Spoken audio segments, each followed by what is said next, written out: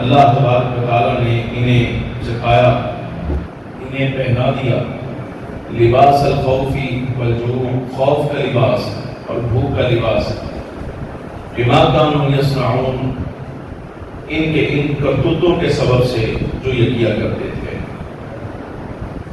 یہ باری تعالیٰ جل وعلا جس بستی کی مثال بیان فرما رہا ہے، اس میں آپ برادران اسلام اس سے مراد اہل مکہ ہے۔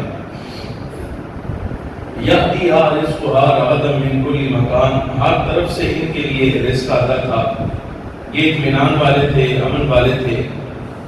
مطلب یہ کہ مکہ مکرمہ کے مضافات میں جو چور ڈاکو ڈکیٹ قسم کے لوگ رہتے تھے، قافلے لوٹنے والے، یہ حرم کا اتنا احترام کرتے تھے کہ اگر کوئی قافلہ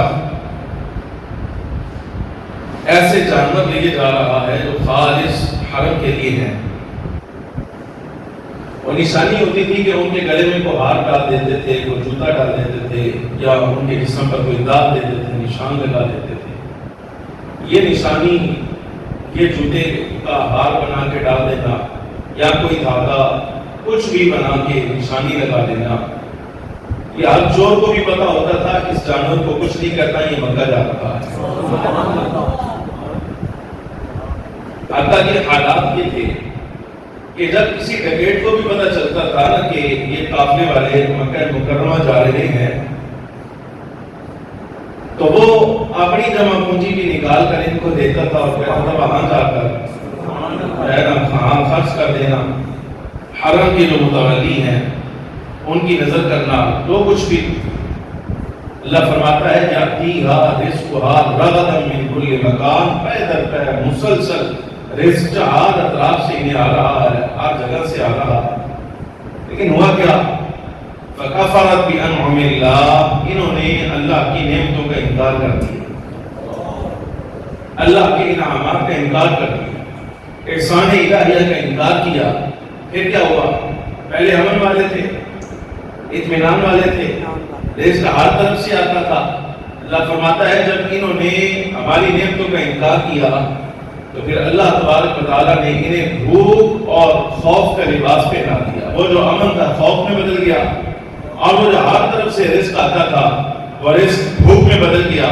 کیوں بدلا؟ بما کانوا یصنعون، ان کرتوتوں کی وجہ سے جو انہوں نے کیے ہیں۔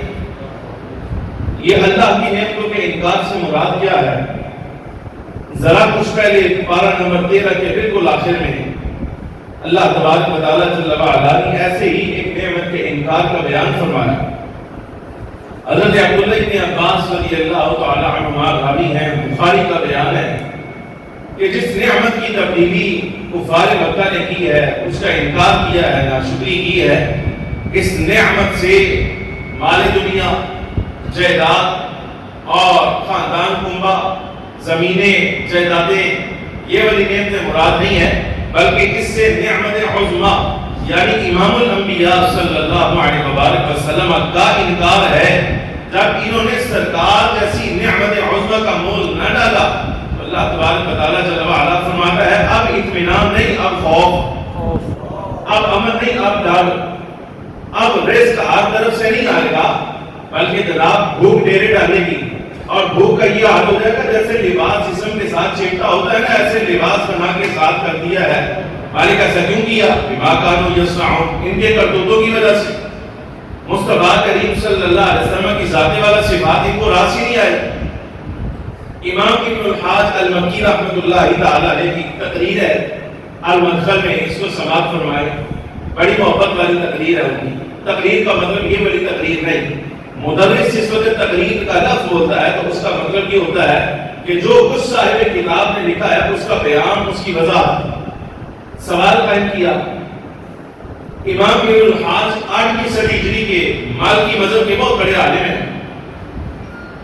فرمایا اللہ تبارک و تعالیٰ جل وعلا نے جس دن آسمانوں اور زمینوں کو پیدا فرمایا تھا، اسی روز سے اللہ رب العالمین جل وعلا نے مہینوں کی تعداد 12 بنا دی تھی۔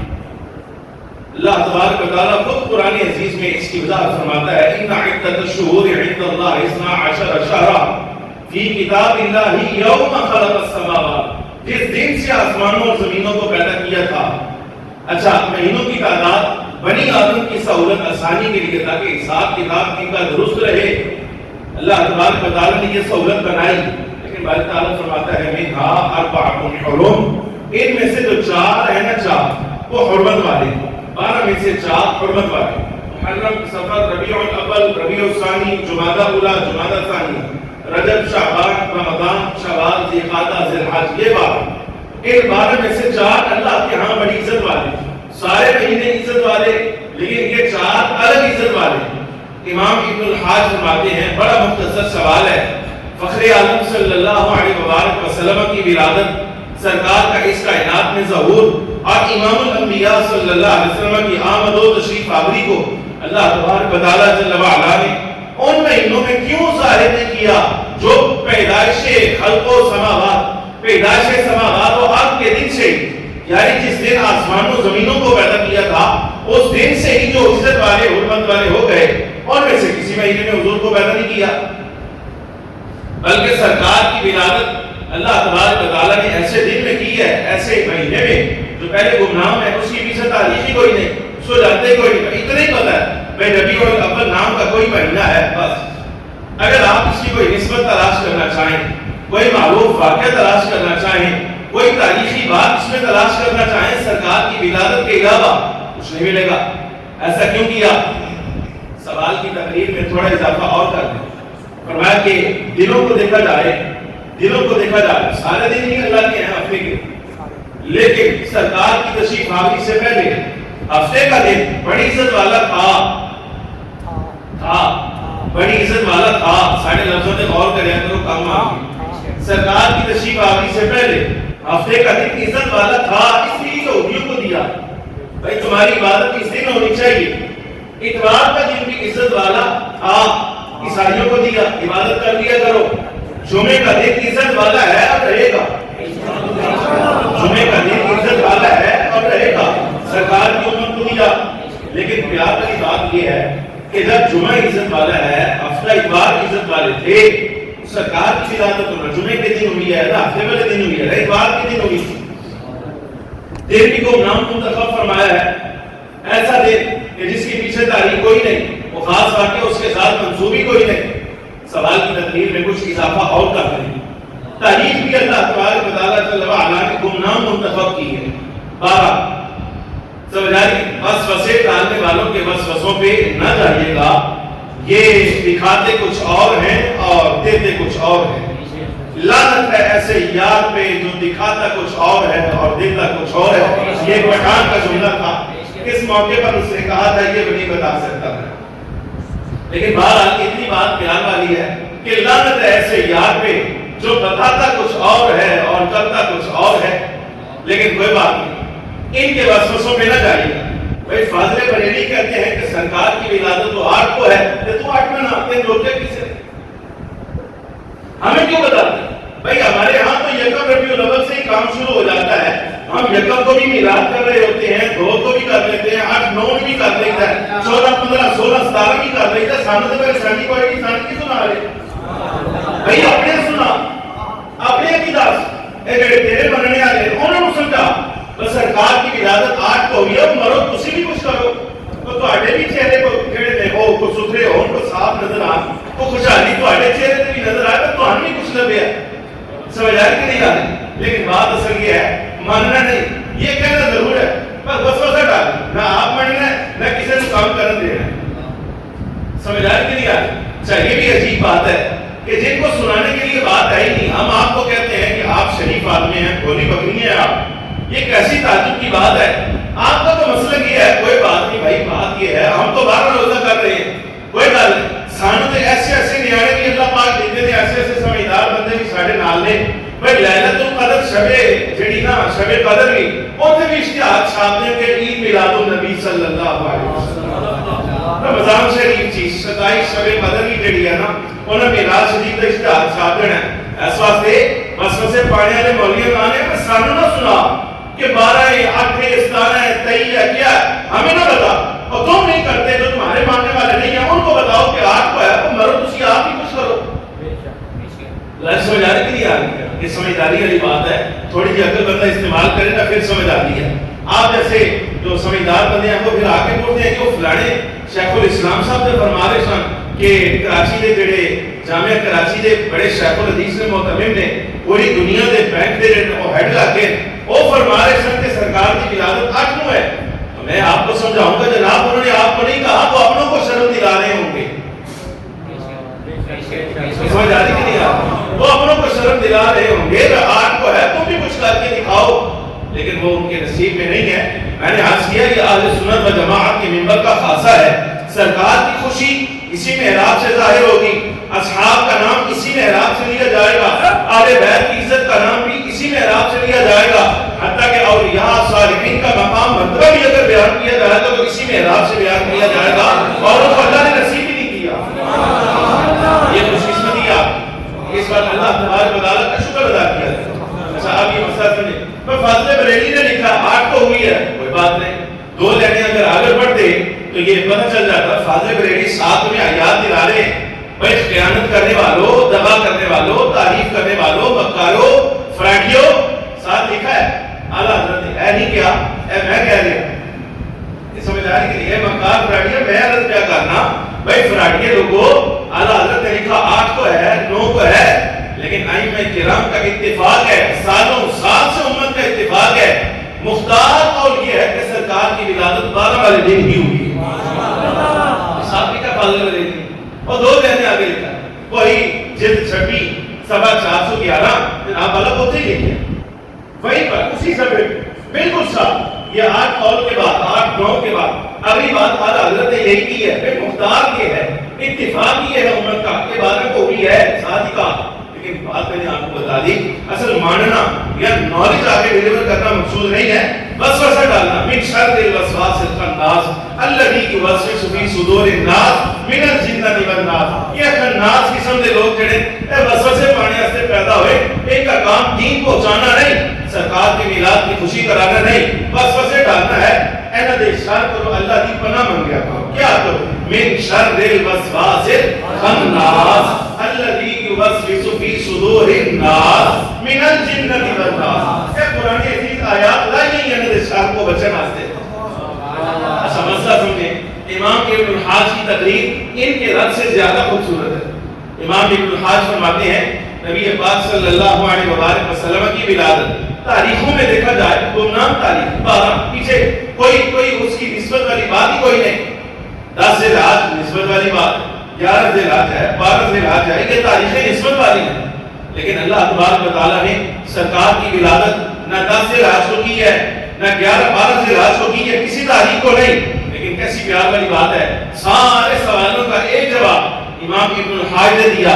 ابن الحاج فرماتے ہیں اگر اللہ تبارک و تعالیٰ جل وعلا جمعے کے دن حضور کی ولادت ظاہر کرتا, سرکار جمعے کے دن پیدا ہوتے, پھر کہنا دے نام تک خناس آدمی اٹھ کے آتا بھئی اس میں سرکار کے میلاد کی کیا تخصیص ہے. جمعے کا دن تو پہلے سے بابرکت تھا. سرکار رجب میں پیدا ہو جاتے پر رجب پہلے تو بابرکت ہے. امام الانبیاء صلی اللہ علیہ وسلم محرم میں پیدا ہوتے, محرم پہلے سے عزت والا تھا. اللہ تبارک و تعالیٰ جل وعلا در حقیقت یہ سبق دینا چاہتا ہے. ابن الحاج 8ویں صدی ہجری کا عالم بیان کر رہا ہے المدخل میں. حوالہ ہماری ذمہ داری. امام ابن الحاج فرماتے ہیں ساری کائنات کو اللہ تبارک و تعالیٰ یہ سبق دے رہا ہے کہ یاد رکھنا مصطفیٰ کریم صلی اللہ علیہ وسلم کی شانوں کا اظہار نہ تاریخوں کا محتاج ہے, نہ دنوں کا محتاج ہے, نہ حرمت والے مہینوں کا محتاج ہے. ہم مہینہ بھی وہ منتخب کریں گے جو گمنام ہے, تاریخ بھی وہ منتخب کریں گے جو گمنام ہے, اور دن بھی وہ منتخب کریں گے جو گمنام ہے. لیکن جب سرکار کی ولادت ہو جائے گی تو اب یہ گمنام مہینہ بھی نام والا ہو جائے گا, یہ گمنام تاریخ بھی عزت والی ہو جائے گی, یہ گمنام دن بھی عزت والا ہو جائے گا. ساری کائنات پر یہ پیغام بھی پہنچے گا. اللہ نے جس کو عزت عطا فرمائی ہے مصطفیٰ کا صدقہ عطا فرمائی ہے. سرکار کی عزت کسی دن مہینے تاریخ کی محتاج اللہ نے رکھی ہے. سمجھا کہ نہیں؟ سرکار کا ذکر خیر اللہ نے دن مہینوں کا محتاج نہیں رکھا. بھائی اگر عزت والے دن میں سرکار تشریف لائیں گے تو پھر حضور کی عزت ہوگی نا. حضور جس دن کی تشریف لے آئیں گے اللہ تبارک و تعالیٰ جل وعلا اس دن کو ہی عزت والا بنا دے گا. آپ دیکھیں یہ تجربہ کی بات ہے, آپ خود دیکھیں, نوٹ کریں کیا یہ بات سچی نہیں کہ اس سے پیچھے آپ چلے جائیں. وہ بندہ پیر والے دن افتتاح کرنا ہے جی، پیر والے دن کرنا ہے جی، پیر والے دن روزہ رکھنا ہے جی، پیر والے دن دعا کرانی ہے، پیر والے دن یہ کرنا ہے، پیر والے دن یہ کرنا ہے. پوچھ لیا جی کیوں نہیں، پیر والے دن کیوں کرنا ہے؟ تو کہتے ہیں جی اس لیے کہ یہ روز سرکار دو عالم صلی اللہ علیہ وسلم کے میلاد شریف کا ہے. سرکار تشریف لائے، اللہ تبارک و تعالیٰ نے اس دن کو سرکار کے میلاد کے ساتھ عزت بخشی ہے، اس لیے ہم نے اپنے کام کا افتتاح جو ہے وہ برکت کے لیے اس دن میں کرنا ہے. گرامی قدرات، ابن الحاج کی تقریریں بہت لمبی ہیں، بڑی تفصیلی ہیں، لیکن میں آج آپ کے سامنے ذکر خیر آقا دو عالم صلی اللہ علیہ وآلہ وسلم کی ولادت کا کرنا چاہتا ہوں. کچھ واقعات ملاحظہ فرمائیے برکت کے لیے. اور میلاد شریف کا اصل مقصد بھی یہ ہوتا ہے کہ سرور عالم نور مجسم صلی اللہ علیہ وآلہ وسلم کے میلاد کے جو واقعات ہیں وہ پڑھے جائیں. آپ کے سامنے کوئی میلاد ہوتا ہے. اسبارہ الوفا ناقد الاسلام، تاریخ اسلام کا بہت بڑا نقاد عالم، بہت بڑا نقاد عالم، عالم حضور سے اچھا ہے بغداد رضی اللہ تعالی عنہ کا ہم زمانہ حضرت امام ابن الجوزی حنبلی رحمۃ اللہ تعالی علیہ، اپنے زمانے کے بہت بڑے عالم. آپ الوفا میں فرماتے ہیں سرکار دو عالم صلی اللہ علیہ وآلہ وسلم کے نور مبارک کی دراصل یہ وصف تھا، یہ صفت تھی سرکار کے نور کی. جس شخصیت میں یہ نور مبارک بدیعت ہوتا تھا، آتا تھا، جلوہ افروز ہوتا تھا، اس کی پیشانی سے اس نور مبارک کی چمک ظاہر ہوا کرتی. سمجھ آ رہی ہے؟ اس نور مبارک کی جو چمک ہے یہ ظاہر ہوا کرتی. باقاعدہ معلوم ہوتا تھا کہ یہ مفتقر ہے، یہ بندہ اس وقت محل استقرار ہے، سرکار دو عالم صلی اللہ علیہ وسلم کا نور مبارک اس پیشانی میں ہے. تو ابن الجوزی سے پہلے ایک مرتبہ پھر ذرا محبت کے ساتھ ابن الحاج کے کلام سنیں. ابن الحاج فرماتے ہیں سیدنا آدم علیہ السلام نے جس وقت یہ نور مبارک بدیعت ہوا آپ کی پشت مبارک میں، تو ملائکہ کرام کو حضرت آدم علیہ السلام نے دیکھا ہاتھ باندھ کے پیچھے کھڑے رہتے ہیں. ملائکہ ہاتھ باندھ کے تعظیم کے لیے پیچھے کھڑے رہتے ہیں. ابن الحاج دیکھتے ہیں کہ حضرت سیدنا آدم علیہ السلام نے بارگاہ حق میں عرض کیا الہی یہ فرشتے ہر وقت پیچھے کھڑے رہتے ہیں، پیچھے کھڑے رہنے میں کیا حکمت، کیا سبب ہے؟ سامنے کیوں نہیں آتے؟ کہ یہ تعظیمہ کرتے، اتنا ادب کرتے، ادب سامنے آ کے کیوں نہیں کرتے؟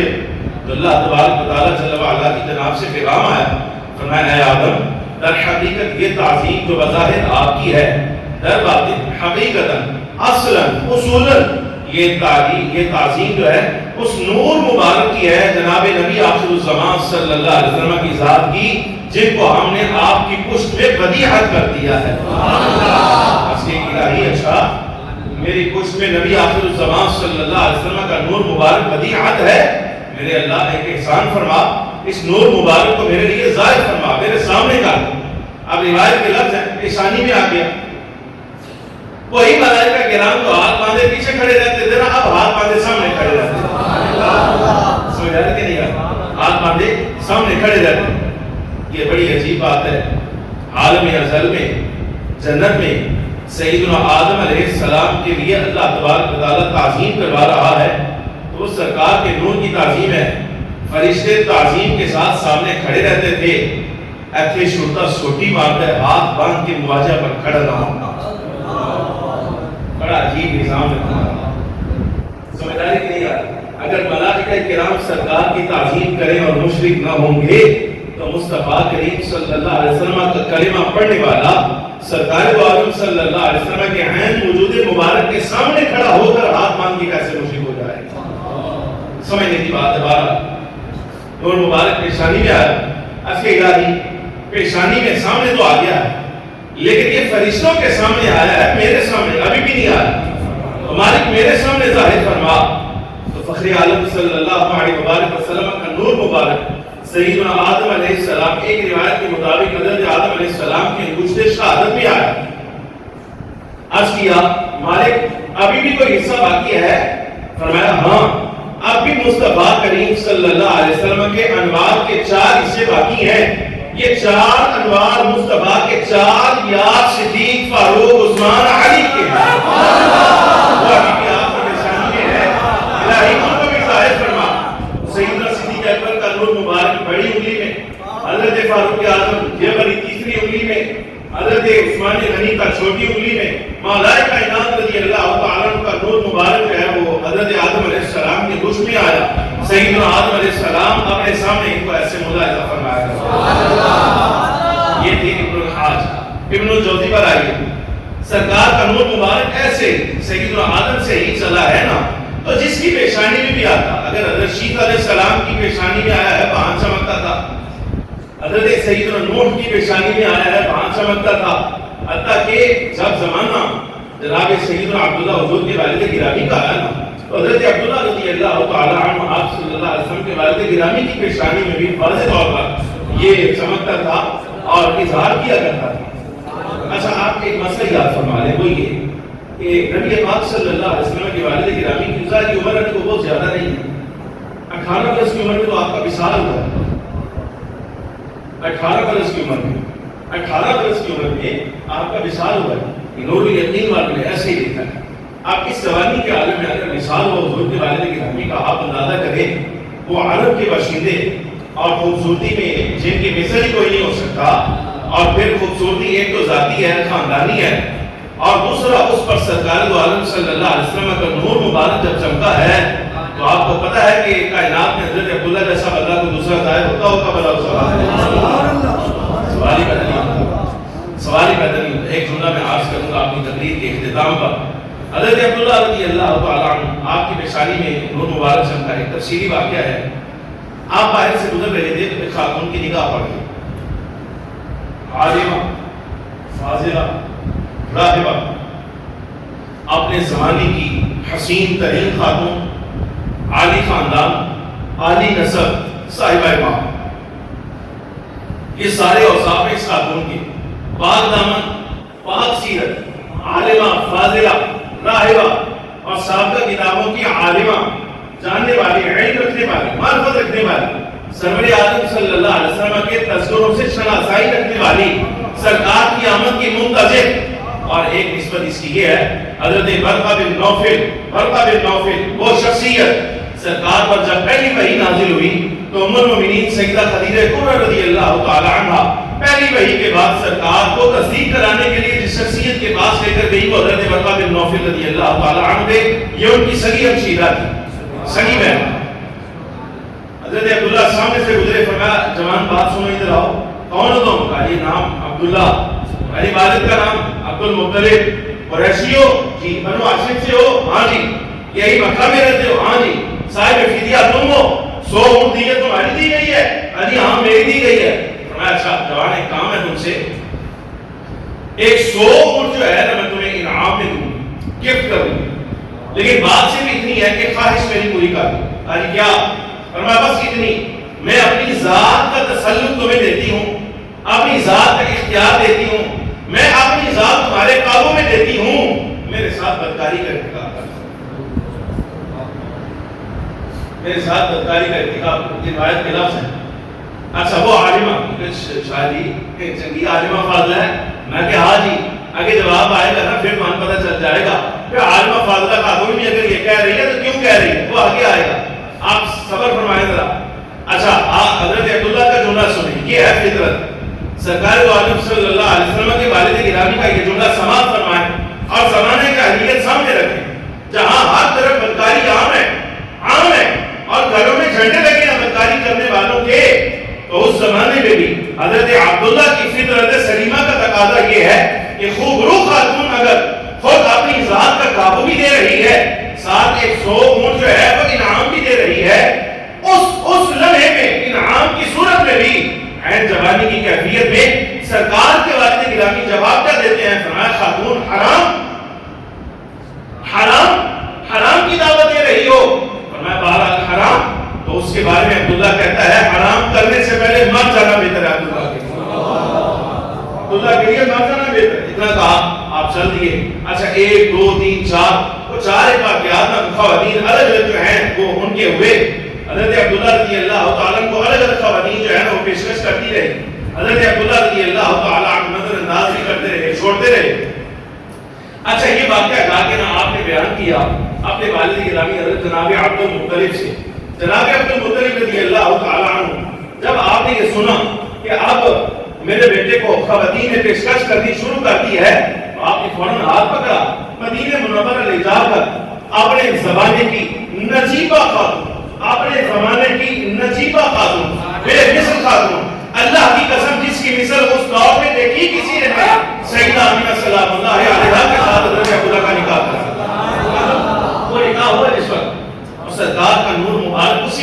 اللہ کے حکم سے بی بی آمینہ بی بی صاحبہ رضی اللہ تعالی عنہ کے وجود مبارک میں منتقل ہو گیا. حضرت عبداللہ واپس آئے نا, توجہ کیا ہے فضل جڑے کام کر رہے ہیں انہوں نے کر دے تو ہی توجہ رکھو, اے باتاں دوبارہ نہیں ملتی. آپ بھی بڑی محنت کر کے لگی ہیں. آپ جب واپس تشریف لائے, ارادہ بن گیا, آپ کا ارادہ بن گیا وہ خاتون جس نے پیشکش کی تھی نا اس کے ساتھ نکاح کر لینا چاہیے. آپ آئے, آ کے جس وقت آپ نے حضرت عبداللہ رضی اللہ تعالیٰ نے ارادہ کیا, ویسے قریب آ کے اس کو نکاح کی پیشکش کرتا ہوں, سامنے آئے نا انہوں نے منہ بڑا کر لیا, اس نے منہ ہٹا لیا.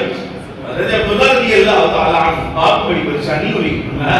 یہ عجیب بات ہے, سو اون بدکاری پر انعام دینے والی آج حلال کی دعوت دینے کے لیے آ رہا ہوں تو منہ پھیر رہی, بڑی عجیب بات ہے. آپ پاس آ کے فرمایا خاتون کیا پیشکش اب باقی نہیں رہی 100 اونٹوں والی, اب تمہیں ہم نے کوئی دلچسپی نہیں رہی؟ اسے کہا نہیں اب نہیں رہی. وہ عالمت اسے کہا نہیں اب نہیں رہی. اور میں وجہ کیا ہے, کہا بس پہلے آپ یہ بتائیے کہ مجھ سے الگ ہو کے آپ کہاں گئے ہیں اور آپ نے کیا کیا, پہلے یہ بتائیں. حضرت عبداللہ رضی اللہ تعالیٰ فرمانے لگے کہ میں تم سے الگ ہوا تو میرے والد گرامی نے لے جا کر مدینہ منورہ میں سیدہ آمینہ کے ساتھ میرا نکاح کرا دیا.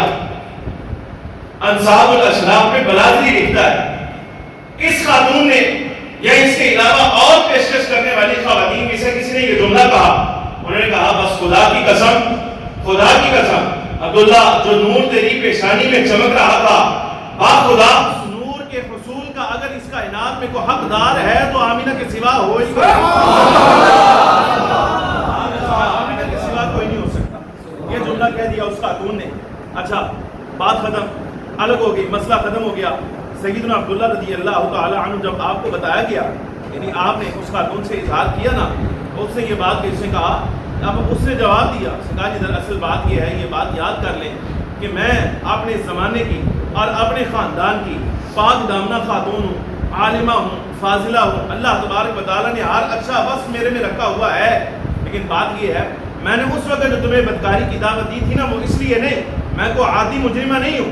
بس اصل نہیں بات یہ تھی کہ میں نے پڑھ رکھا ہے اور میرا بھائی ورقہ بن نوفل بھی مجھے سنایا کرتا ہے کہ ان قریب مکہ مکرمہ میں نبی آخر الزمان صلی اللہ علیہ وبارک وسلم کا ظہور ہونے والا ہے.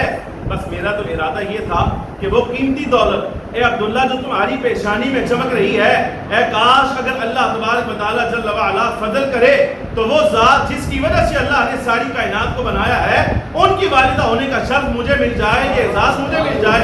اس کے علاوہ میرا کوئی اور ارادہ نہیں تھا, میں کچھ نہیں چاہتی تھی. لیکن اب جب کہ یہ نور مبارک آگے منتقل ہوا تو عبداللہ اب مجھے تم میں کوئی خواہش نہیں رہی. سوال ختم ہو گئی. حضرت عبداللہ رضی اللہ تعالیٰ نے مثال فرمائی. اچھا ایک مسئلہ اب آپ یہ سماعت فرمائیں, بند کرو. اب آپ ایک مسئلہ اور سماعت فرمائیں. بی بی صاحبہ رضی اللہ تعالیٰ عنہ کے بارے میں حضرت سیدہ آمینہ سلام اللہ علیہا آپ فرماتی ہیں جس وقت آقائد عالم صلی اللہ علیہ وسلم میرے بدن اقدس میں تشریف لائے, سرکار کی جلوہ گری ہوئی میرے بدن میں, امام صاحب میرے بدن اقدس میں جلوہ گری ہوئی جس وقت فرماتی مجھے شعور ہی نہیں ہوا. توجہ میرے والد کوئی بات جی اسپیکر آ جائے گا, بات قیمتی ہے, اسپیکر کی خیر ہے, کوئی گل نہیں, ٹھیک ہے چل جاتا ہے, مشینری چیزیں ہوتی ہیں, مسئلہ ہو جاتا ہے, کوئی بات نہیں, مسئلہ سمجھو. بی بی صاحبہ رضی اللہ تعالی عنہ فرماتی ہے عمومی طور پہ خواتین کو جو آثار لاحق ہوتے ہیں, جو انہیں عادات پتہ چلتی ہیں جس کی وجہ سے, وہ سب سے پہلی بات یہ ہوتی ہے کہ یہاں بطن میں پیٹ میں بوجھ محسوس ہوتا ہے, استقرار حمل کا, وہ بوجھ محسوس کرتی ہیں. حضرت بی بی صاحبہ رضی اللہ تعالیٰ عنہ فرماتی ہیں سوائے اس کے کہ عارضہ حیض منقطع ہوا, مجھے سرکار دو عالم صلی اللہ علیہ وسلم کے اس کائنات میں آنے کے دن تک ایک دن بھی کبھی بوجھ محسوس نہیں. درمیانہ دور تھا, استقرار حمل کا درمیانہ دور تھا. بی بی صاحبہ رضی اللہ تعالیٰ عنہ فرماتی ہیں کہ ایک خواب میں آنے والا, مجھے معلوم ہی نہیں کہ میں اس وقت حاملہ ہوں, مجھے معلوم ہی نہیں. فرمایا کہ آنے والا آ کر کہتا ہے کہ آمینہ کیا تمہیں معلوم ہے کہ تم کن سے حاملہ ہوئی ہو, کیا تمہیں معلوم ہے؟ آج کیا ماں ادری, نہیں مجھے تو نہیں معلوم. فرمایا انکی حملتی بسید هذه الامہ, فرمایا آمینہ تمہیں مبارک ہو, اللہ تبارک و تعالیٰ جل وعلا نے تمہیں سید الامہ اس امت کے آقا و مولا صلی اللہ علیہ وسلم جو سردار کائنات ہیں، اللہ نے جن کو ساری شانوں کے ساتھ مبعوث فرمانا ہے، مالک نے تمہیں ان کی والدہ ہونے کا شرف عطا فرمایا۔ اچھا، اس کے بعد واقعہ یہ ہوا، جب معلوم ہو گیا استقلال عمل ہے، امام ابن سعد کی روایت، یہ پہلی روایت الوفاء ابن الجوزی کی، آپ ابن سعد کی روایت سنیے، امام راضی کے کچھ لفظ اس میں شامل ہوں گے۔ ابن سعد لکھتے ہیں جب سیدہ بی بی صاحبہ رضی اللہ تعالی عنہ کے بارے میں معلوم ہو گیا کہ آپ کو معلوم ہو گیا کہ سرکار تشریف لائے ہیں وطن اقدس میں، تو اس وقت آپ نے اپنی عام عمر سہیلیوں سے اس کا اظہار کیا۔ مکہ مکرمہ میں یہ رسم تھا، یہ رواج تھا کہ حاملہ خاتون کو حمل کی حفاظت کے لیے ایک کڑا پہنایا جاتا تھا، یا لوہے کا کڑا لے کے کسی بت کے ساتھ مس کیا جاتا۔ مکہ مکرمہ بیت اللہ میں جو بت پڑے تھے ان کے ساتھ مس کیا جاتا اور مس کر کے پہنا دیا جاتا۔ ارادہ یہ ہوتا تھا کہ یہ جو کیفیت ہے، یہ کڑا جو ہے حمل کی حفاظت کرے گا۔ امام ابن سعد رضی اللہ تعالیٰ لکھتے ہیں، فرمایا جب وہ کڑا پہنایا نا سہیلیوں نے، یہ خواب بتایا سہیلیوں کو، تو آپ نے سہیلیوں نے یہ کڑا پہنا دیا۔ جیسے ہی پہنایا، حضرت بی بی صاحبہ سیدہ آمینہ جب ان سے الگ ہوئی تو کڑا ٹوٹ گیا۔ ناپاک تھا، بتوں کے ساتھ لگایا گیا، اللہ تبارک و تعالیٰ پسند نہیں فرمایا، کڑا ٹوٹ گیا۔ اور 2-4 دن کے بعد سہیلیوں نے پوچھا، کہا کہ آمینہ وہ کڑا ہے، اب تو اسے دلے ٹوٹ گیا، جس وقت پہاڑے کو لے جاؤں ادھر آج کوئی ٹوٹ گیا، انہوں نے لا کے دوسرا لگا دیا۔ جیسے ہی الگ ہوئی وہ دوسرا بھی جاتا رہا، اور 2-4 دن کے بعد پھر پوچھا، آمینہ کڑا ہے، اور اس سے بھی ٹوٹ گیا جس وقت پہنایا سی تجھی۔ اچھا، تیسرا لا کر ڈالا، جب الگ ہوئی تو کڑا بھی ٹوٹا اور ساتھ آواز بھی آئی، آمینہ یہ کڑا آپ کی شان کے لائق نہیں، یہ کڑا آپ کے حمل کی کیا حفاظت کرے گا؟ آپ غور کریں، جس کی والدہ ہونے کا آپ کو شرط دیا ہے، یہ خود وہ ذات ہے ساری کائنات کی محافظ بن کے آ رہی ہے، اس کو حفاظت کی کوئی ان کی حفاظت نہیں۔ اب ان کی شان کے لائق کہاں ہے؟ ان کو ہم نے شرک کی جڑیں اکھاڑنے کے لیے اس کائنات میں بھیجا ہے۔ یہ آپ کے بدن میں آئے ہیں، اللہ تبارک و تعالیٰ ان کا محافظ ہے، اور یہ اس شان کے ساتھ اس کائنات میں ظاہر ہوں گے کہ شرک ختم کر دیں گے۔ آپ کے پاکیزہ جسد مبارک کے اوپر یہ کڑا جستا نہیں، آئندہ کے بعد ایسا کوئی مرحلہ نہ کرنا، یہ اللہ تبارک و تعالیٰ کی پناہ میں ہے۔ ہاں، دعا کرو، تم بھی دعا کرو اپنی تسلی کے لیے کہ میں اس کو اللہ وحدہ لا شریک کی پناہ میں دیتی ہوں، بس اب تمہارا ذمہ ختم ہے۔ اللہ یعصمک من الناس، یہ وہ ذات ہے جن کے بارے میں ارادہ ہی اللہ کا یہ ہے، ان کی جان کی حفاظت اللہ خود فرمائے۔ حدیث اس کے لفظ ہے۔ اچھا، بی بی صاحب رضی اللہ تعالی عنہ اس رات ولادت الوفاء ابن الجوزی لکھتے ہیں، آپ فرماتے ہیں کہ بی بی صاحب رضی اللہ تعالی عنہ کے مشاہدہ تھا، آپ نے نگاہ آسمان کی طرف اٹھائی تو دیکھا ستارے قریب آ گئے اور ایسے لگا جیسے ابھی گر جائیں گے، ابھی اوپر گر جائیں گے۔ وہاں جناب عبد المطلب کے بارے میں بعض روایات میں آتا ہے، آپ طواف بیت اللہ شریف میں مصروف تھے، اہم سرکار کی ولادت کا دورانیہ 4:20 کا تھا۔ اس زمانے میں اس وقت ایک زن کے مطابق دن آ رہا تھا، رات جا رہی تھی، اندھیرے جا رہے تھے، روشنیاں آ رہی تھیں۔ فخر عالم صلی اللہ علیہ وسلم جب اس کائنات میں تشریف لائے تو جناب عبد المطلب بیت اللہ شریف کے طواف میں مصروف ہیں، اچانک دیکھا کہ کعبہ معظمہ میں جھکاؤ ہے، اور جھکاؤ بھی کوئی دائیں بائیں نہیں ہے، خاص اس بستی کی طرف ہے، عین اس حجرے کی طرف جہاں حضرت بی بی صاحبہ رضی اللہ تعالی عنہ موجود ہے اور سرکار کی تشریف آوری ہو رہی ہے۔ یہ دو واقعے جس وقت میں لائے تو نتیجہ یہ نکلا، کعبہ معظمہ بھی سرکار کے حجرے کی طرف جھک رہا ہے، ستارے حجرے کے قریب آ رہے ہیں، گرنے والے لگ رہے ہیں۔ یہ اس لیے اصل مسئلہ یہ تھا، سیدہ بی بی صاحبہ رضی اللہ تعالی عنہا پر اظہار کیا جا رہا ہے۔ ویسے اللہ تبارک و تعالیٰ جل وعلا کی جناب سے ساری کائنات میں یہ اعلان ہو گیا ہے، کائنات میں جس کسی کو ہم نے وجود بخشا یہ مصطفیٰ کریم صلی اللہ علیہ وسلم کی ذات کا صدقہ لیا ہے۔ آج جب کہ سرکار اس کائنات میں خود تشریف لا رہے ہیں تو نور کی ہر مخلوق پر یہ لازم ہے جھک کر مصطفیٰ کو سلامی پیش کریں۔ ایک واقعہ سماعت فرمائیں، یہ تو تھا ولادت مبارکہ کا گرامی قدر آدمی۔ یہ کتاب میں نے رمضان شریف سے پہلے سرکار دو عالم صلی اللہ علیہ وسلم کے والدین کریمین پر مکمل کی۔ ساتھ کے ساتھ اس وقت ہوتا رہا. اور اس مرتبہ ابھی رمضان شریف سے پہلے جب میں خاص عمرہ شریف کے لیے گیا، اس وقت مقصد میرا صرف اتنا تھا کہ میں نے یہ کتاب جو ہے جو میری محنت ہے، خاص حضرت سیدنا عبداللہ سیدہ آمنہ سلام اللہ علیہما، ان کی سیرت کے حوالے سے، ان کے ایمان کے حوالے سے جتنے دلائل بارات میرے تھے وہ سارے میں نے اس میں اتار دیے. میں خاص اس وقت عمرہ شریف صرف اس قصد سے گیا، اس ارادے سے کہ جو خدمت آقا عالم صلی اللہ علیہ وسلم کی والدین کریمین کی ہے، میں سیدھا پہراز سرکار کی بارگاہ میں پیش کروں اور آج کل یا رسول اللہ اس میں قبول فرماؤ. صلہ اس کا یہاں نہیں چاہیے، یہاں اس کا صلہ نہیں چاہیے، اس کا صلہ آپ کی جناب سے قیامت کے نہیں چاہیے، اور اکیلے کے لیے نہیں چاہیے، کئیوں کے لیے چاہیے. مالکوں کی جناب ہے، مالکوں کی جناب ہے.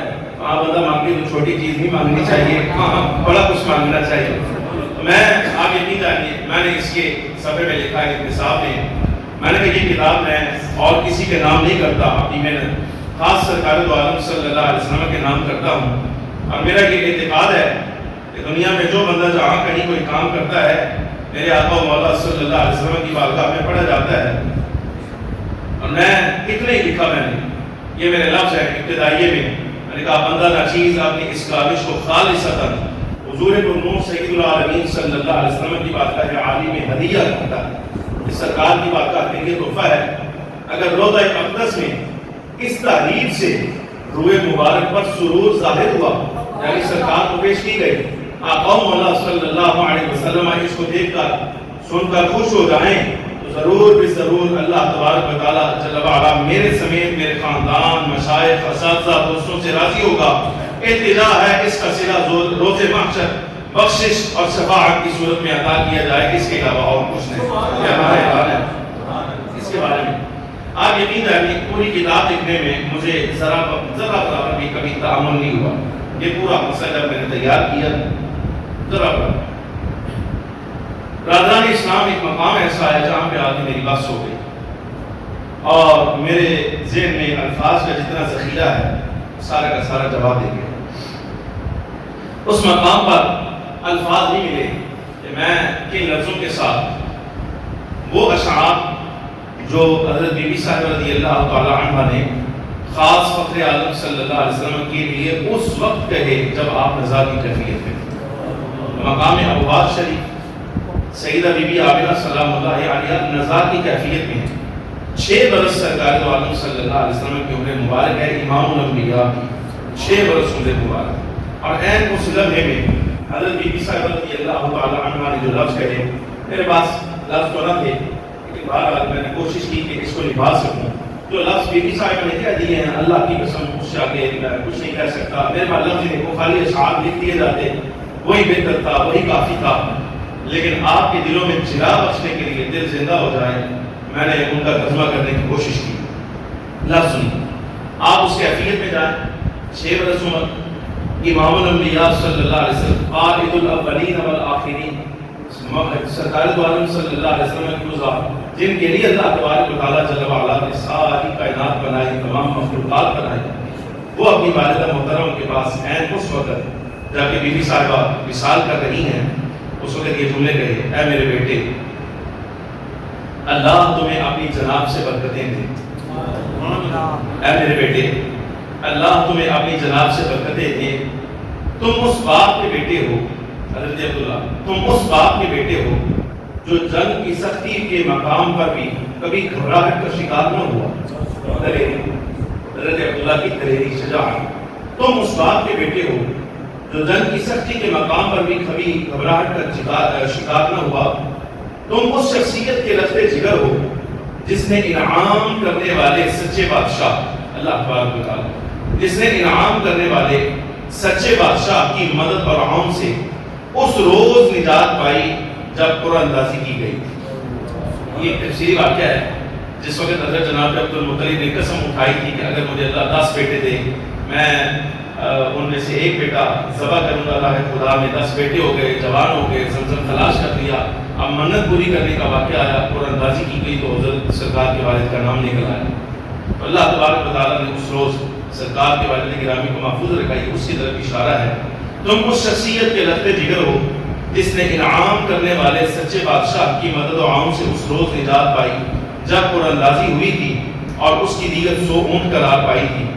اگر یہ جملہ سننے کے لائق، اگر میرے خواب و منام کی بشارتیں سچی ہیں، جو کچھ میں نے خواب میں تمہارے بارے میں آپ کی ولادت سے پہلے دیکھا، بی بی صاحبہ کہتی ہیں کہ اگر وہ ساری بشارتیں سچی ہیں جو میں نے آپ کی ولادت کے وقت دیکھی تو ضرور عن قریب آپ عزت و جلال والے رب کی طرف سے تمام مخلوق کی طرف نبی ہو کر مبعوث کیے جائیں گے۔ یہ بی بی صاحبہ کا جملہ ہے اور اللہ جملہ سمجھے، فرمایا کہ تم حق اور اسلام کے ساتھ تمام حل و حرم کے نبی قرار پاؤ گے، حرم کے بھی نبی آپ قرار پائیں گے، مشرق مغرب شمال جنوب ساری کائنات کے نبی آپ قرار پائیں گے۔ آپ نے جد اعلیٰ سیدنا ابراہیم علیہ السلام کے دین کے ساتھ رہنا، ان کے دین کے پابند رہنا۔ اے میرے عزت والے بیٹے، میں آپ کو وصیت کرتی ہوں، اے میری عزت والے بیٹے، میں آپ کو وصیت کرتی ہوں، کبھی اپنی قوم کے ساتھ ہو کر بھی ان باطل بتوں سے تعلق نہ رکھنا، ان باطل بتوں سے تعلق نہ رکھنا۔ یہ جملہ کہا، یہ اشعار تھے، یہ اشعار کا خلاصہ۔ آخری جملے بالکل جس کے فوراً بعد آپ کا وصال ہوا اور کوئی کلام آپ کے بارے میں منقول نہیں، اور یہ تھا، فرمایا کل حی میت، فرمایا میرے بیٹے، اے میرے عزت والے بیٹے، اے میرے برکتوں والے بیٹے، فرمایا ہر زندہ کو موت آنے والی ہے، ہر نئی چیز کو پرانا ہو جانا ہے، ہر بڑی چیز کو فنا ہو جانا ہے۔ میں اگر سے وصال کرنے لگی، یہ بھی صاحب فرما رہی ہوں، فرمایا میں اگر سے وصال کرنے لگی ہوں مگر میرے تذکرے باقی رہیں گے۔ میں اگر سے وصال کرنے لگی ہوں لیکن میرے تذکرے باقی رہیں گے۔ کیوں؟ سبب کیا ہے؟ فرمایا میرا تذکرہ اس لیے باقی رہے گا کہ میں نے آپ جیسے خوبصورت اور پاکیزہ ترین بیٹے کو اس کائنات میں جنم دیا۔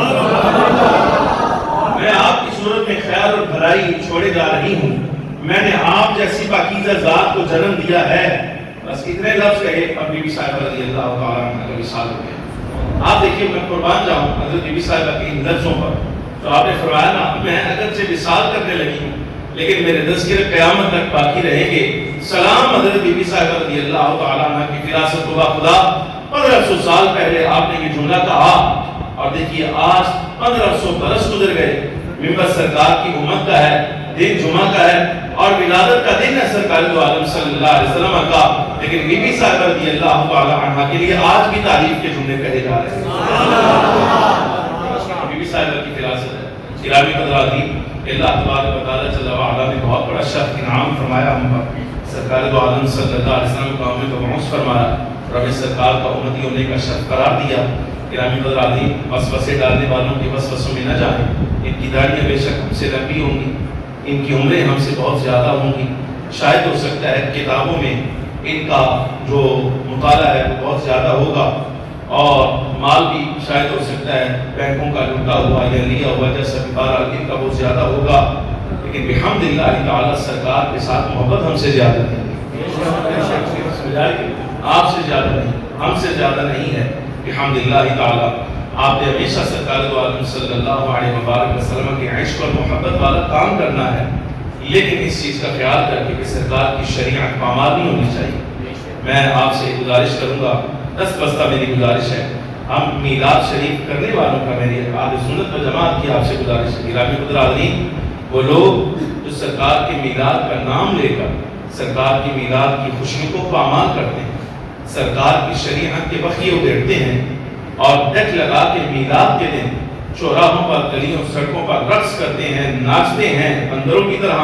گرامی حضرات، اگر آپ میں قوت ہے تو ہاتھ کے ساتھ ان کو روکیے، اگر آپ ہاتھ سے نہیں روک سکتے تو کم از کم زبان سے ان کو ضرور رکھیں، وگرنہ میں یہ عرض کرنے کے لیے بالکل تشویش کا شکار نہیں ہوں۔ قیامت کے دن سرور عالم صلی اللہ علیہ وسلم کے اس ولادت کی خوشی کے دن کو، بلکہ اس دن کی خوشی کو پامال کرنے کی وجہ سے، شریعت مبارکہ کے خلاف کرنے کی وجہ سے، مخالفت کرنے کی وجہ سے، قیامت کے دن کے لوگ اور ان کے حامی اور ان کے ساتھ حمایت کرنے والے، ان کے ساتھ رہنے والے یا ان کے اسلام پر راضی رہنے والے ضرور اللہ تبارک و تعالیٰ جل وعلا کی بارگاہ سے سزا پائیں، اس سزا کے مستحق۔ لہٰذا آپ ان کو روکیں تاکہ یہ تذکرے جس پاک شخصیت کے ہیں ان کی ذات کی طرح ان کے تذکرے بھی پاک رہیں اور ہمارے طریقے بھی پاک رہیں۔ اللہ تبارک و تعالیٰ جل وعلا سرکار کی ولادت کا دن ایسے ہی قیامت تک جگمگاتا رکھے، اور آقا دو عالم صلی اللہ علیہ وسلم کی میلاد شریف کے یوم کو اللہ تبارک و تعالیٰ ایسے ہی قیامت تک برکت والا بنائے رکھے۔ وآخر دعوانا